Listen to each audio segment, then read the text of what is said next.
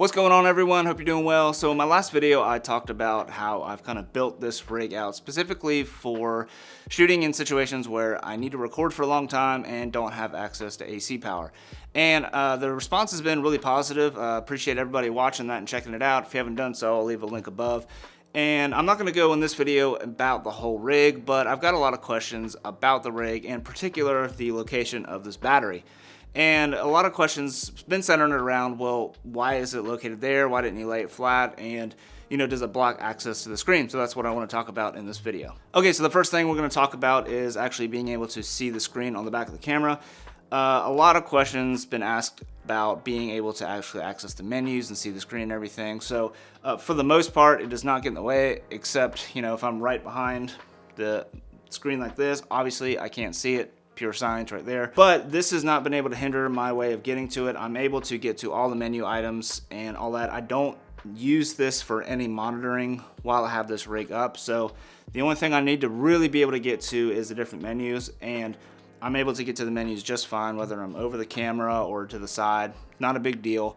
So being able to get to the menu items is super easy. Another thing that I've done is in the menu item, I've actually gone over to the monitor settings. What I've done is I've been able to use false color, and I toggle the false color on and off, and it sends it through not only to this monitor screen, but also to my external monitor. For some reason, small HD or Atomos doesn't matter. The false color readings are different than what's going on in the pocket camera. So I just use this, and my thumb is usually right here because I'm right by the record button, and I just use my thumb to toggle on and off false color, and then I can toggle on and off focus peaking if I want to, and I've got that set up on this second toggle menu. And then I've got a clean feed set up on the third one just for playback and stuff like that. So I don't need to go into the menu really to get to anything I need when I'm actually shooting. The most used option that I'm using is false color, and I've got that set up on the toggle button, so it's really not needed to have to get to the menu too much while I'm shooting. And I can go into this high frame rate button really easy, and none of this side of this camera where I'm going to all the controls is actually hindered because of the battery location. So to answer your question, no, it doesn't really block the monitor except for when I'm right behind, but if I'm right behind the camera, I'm still using this to monitor everything. Now, the other thing that you might want to look at when you're having your monitor is being able to see all the settings. Now, what I've done is I've actually gone over into the monitor settings again, and the status text, there is this on the HDMI, on the second menu page, there is a place to provide status text over to HDMI. And basically what that does is I've set it up to cinematographer, and what that does is it displays everything that's on the screen on your pocket camera onto the external monitor. Everything that is on the actual pocket camera is displayed here, and the cool thing is when I go into the menu items, I can still see what's going on over here, so another little bonus there. The next thing is the orientation of the battery, and again, this is just me personally. This is just kind of the way I felt most comfortable shooting with this camera. I tried different configurations, but this is the one I like the most, so I'll just take it off and I'll just kind of show you what I'm talking about here.